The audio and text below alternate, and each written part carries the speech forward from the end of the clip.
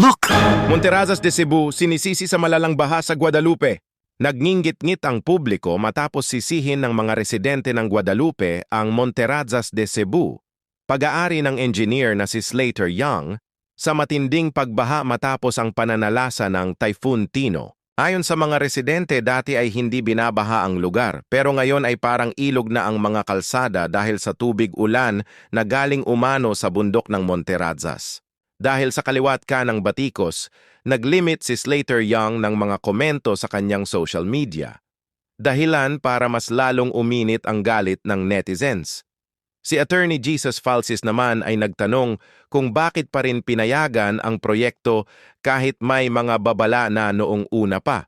Panahon na para managot ang mga dapat managot, hindi lang mga developer kundi pati mga opisyal na pumirma sa mga permit. Share this post kung gusto mong magkaroon ng hustisya at accountability sa mga proyektong sumisira sa kalikasan.